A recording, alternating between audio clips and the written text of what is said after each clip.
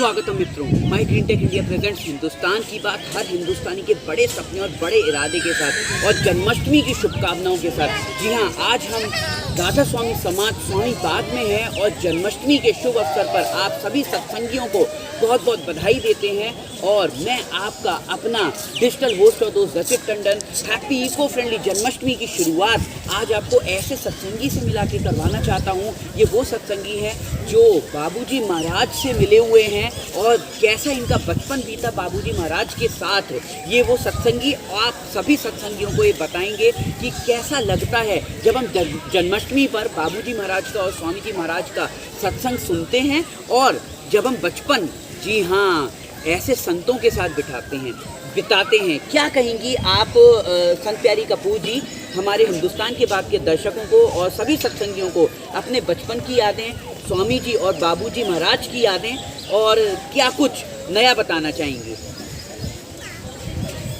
ऐसा है, आपने जो कुछ कहा है जितना भी मैं बता सकूँगी बता दूँगी, क्योंकि अब मेरी अवस्था मेरी उम्र काफ़ी हो चुकी है और हर चीज़ें उस तरह से याद भी नहीं है। लेकिन फिर भी मैंने यहाँ सत्संग किया है और दौड़ दौड़ कर हम जब सत्संग होता था तो सत्संग के बहाने तो आते ही आते थे, लेकिन प्रसाद के बहाने ज़रूर आते थे, क्योंकि मालूम होता था आज ज़रूर प्रसाद बटेगा और बस हम भाग कर चले आते थे। जब घर में देखते थे कि गायब है तो कहते थे अरे वो सीधे कहीं नहीं गई होंगी, वो सीधी समाज पहुंची होगी, क्योंकि आज प्रसाद जो बटेगा, प्रसाद की लालची है ना। अरे क्यों ऐसे कहती हो? मालूम है बड़े भाग्यशाली लोग होते हैं जिनको मालिक का प्रसाद मिलता है, जो खुशी खुशी उनके पास भाग जाते हैं लेने के लिए। बड़ी भाग्यशाली लड़की है हमारी, उसके लिए कुछ मत बोलो। आज बहुत दिन बाद मैं स्वामी बाग आई हूँ, क्योंकि मेरे पैरों में घुटनों में बड़ी तकलीफ रहती है, लाने वालों को भी परेशानी होती है और मुझको भी परेशानी होती है। लेकिन मालिक की याद आती है तो दर्द दूर करने सीधे इन लोगों के पास दर्शन करने के लिए चले जाते हैं। माता जी, सुना है कि सभी सत्संगी बताते हैं कि आपके ऊपर बाबूजी महाराज ने हाथ फेरा है, तो कैसा लगता था और कैसे इतने बड़े संत के पास आप लोग उस समय चले जाते थे और क्या वो बचपन बीता उनके साथ? उनके साथ बचपन तो घरेलू तरह से ही बीता, क्योंकि वो भी हमारी ही कास्ट के थे।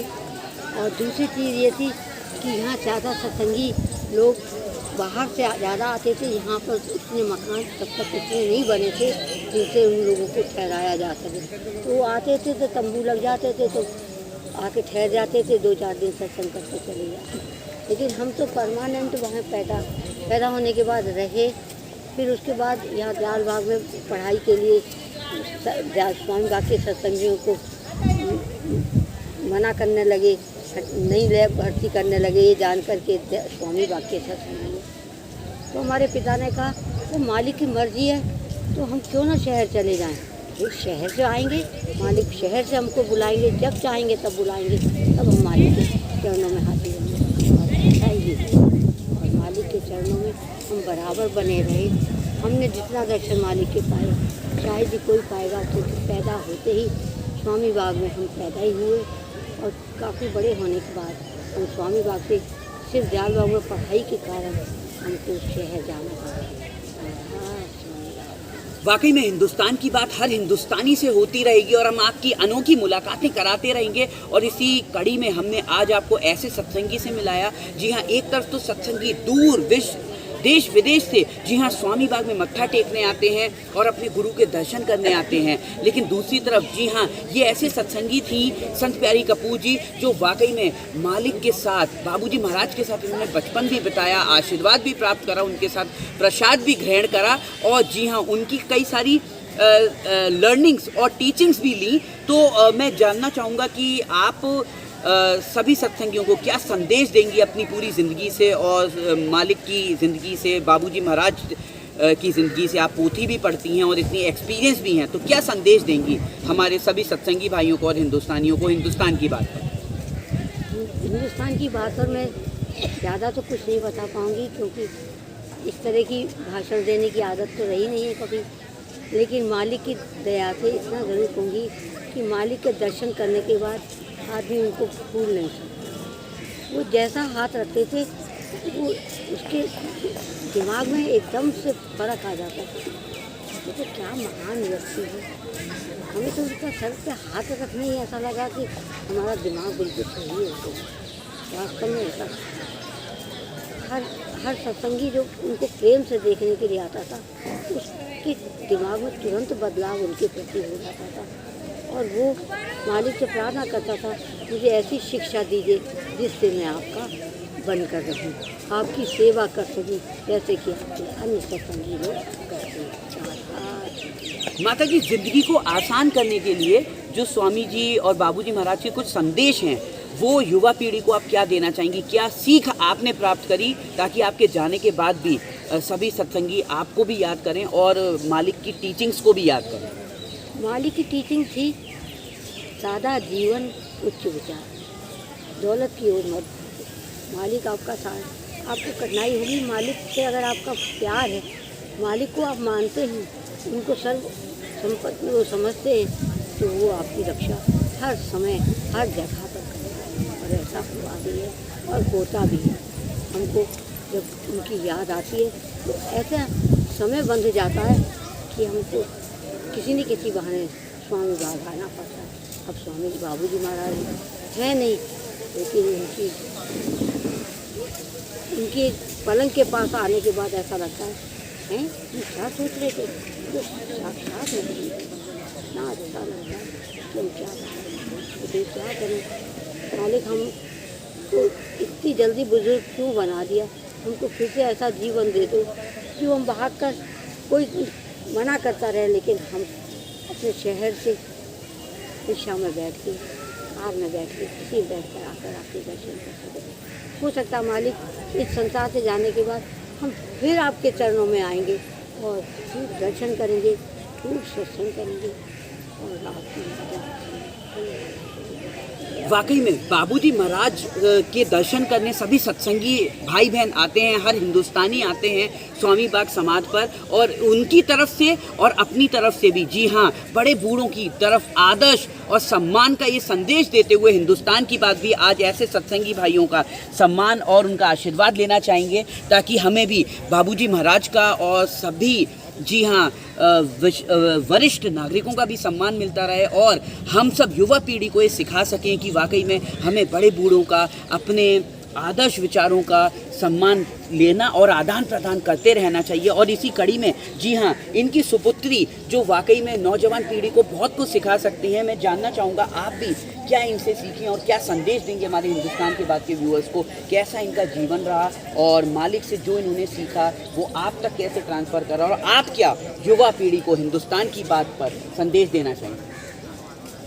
मेरी माँ ने मुझे बचपन से ही मालिक के प्रति प्यार प्रदर्शित करते हुए बचपन से ही शिक्षा दी थी कि तुम मालिक के चरणों में ही लगना, बाकी मालिक की इच्छा है वो कहाँ तुम जाओ, कहाँ शादी हो, कहाँ कैसा धर्म मिले, क्या मिले, लेकिन तुमको बचपन से ही मैं बता रही हूँ कि मालिक के चरणों को कभी मत छोड़ना, बाकी उनकी मौज है। तो ये इनकी टीचिंग जो शुरू से थी, आज भी मैं मालिक के चरणों से कभी विलग नहीं हूँ। मैं ठेठ सनातनी धर्म में मेरी शादी हुई है, लेकिन मैं जो हूँ वो स्वामी बाग जैसे भी मालिक की मौज होती है वो बुलाते हैं और मैं रखती हूँ, मत्था टेकती हूँ, सत्संग करती हूँ, सुनती हूँ। और यही मैंने इनसे सीखा है कि मालिक के चरणों को मत छोड़ो, मालिक के बस जो मांगो तो बस मालिक के चरण मांगो, उनकी कि मैं चरणों में ही लगी रहूँ, मुझे अपना बना दो मालिक, मुझे ऐसा कर दो कि बस मैं आपके अलावा मुझे दीन दुनिया माया सबसे जो है मोह हट जाए और बस मैं आपके चरणों की हो जाए। युवा पीढ़ी को क्या संदेश देंगी, आगे आने वाली युवा पीढ़ी को? और अभी की युवा पीढ़ी कहीं भक्ति भाव से कभी कभी भटक जाती है, तो उसके लिए आप क्या कहेंगे? मैं ये कहूँगी कि बचपन से ही बच्चों को जो है अपने साथ में लेके आते रहिए सत्संग में, और अगर हम बच्चों की पढ़ाई लिखाई और इन चीज़ों पे ज़्यादा ध्यान देने लगते हैं तो बच्चे जो हैं वो इन चीज़ों के प्रति उनका लगाव ख़त्म हो जाता है। जैसे कि बच्चों को आप अपने से अलग करके हॉस्टल में, बोर्डिंग्स में डाल देते हैं तो बच्चों का पेरेंट्स से लगाव ख़त्म हो जाता है, ऐसे ही इनका धर्म के प्रति भी लगाव ख़त्म हो जाता है। और उनमें वो प्यार नहीं रहता। कोई 100 में कोई इक्का दुक्का ऐसा मिलेगा बच्चा जो उसको लगेगा कि नहीं मुझे जाना है मालिक के यहाँ। बुला बुला के थक जाते हैं पेरेंट्स लोग बच्चों को, जाओ मालिक के दर्शन करो, पर वो अपने काम को प्रायोरिटी देते हैं, अपने बिजनेस को प्रायोरिटी देते हैं और यहाँ मत्था टेकने नहीं आ पाते हैं।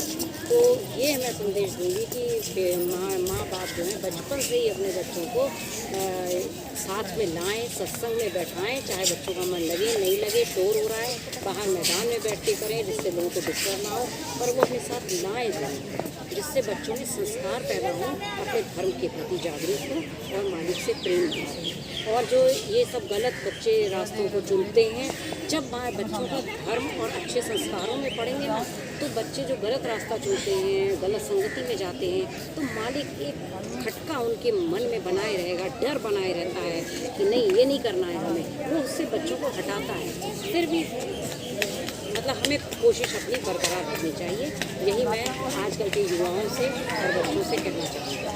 तो वाकई में हमारे हिंदुस्तान की बात के व्यूअर्स के लिए स्पेशल संदेश, जन्माष्टमी स्पेशल संदेश आपके लिए कि अपनी गुरु शिष्य परंपरा निभाएं, संतों की वाणी को आगे बढ़ाएं और समझें, सोचें, विचारें और अपने ज़िंदगी को सादा जीवन उच्च विचार बनाएं और माँ बाप की और दादी दादा नाना नानी सबकी सेवा करते जाएं। और जी हाँ, वासुदेवकाय कुटुंब, अपने परिवार अपनी फैमिली की वैल्यू करते जाएं और पाश्चात्य सभ्यता को छोड़कर हिंदुस्तानी संस्कृति, गुरु संत की संस्कृति को अपनाएं। तब तक के लिए करते रहिए हिंदुस्तान की बात रचित टंडन के साथ, सभी सत्संगियों के साथ, हर हिंदुस्तानी के साथ। Thank you. जय हिंद, जय भारत, हिंदुस्तान की बात।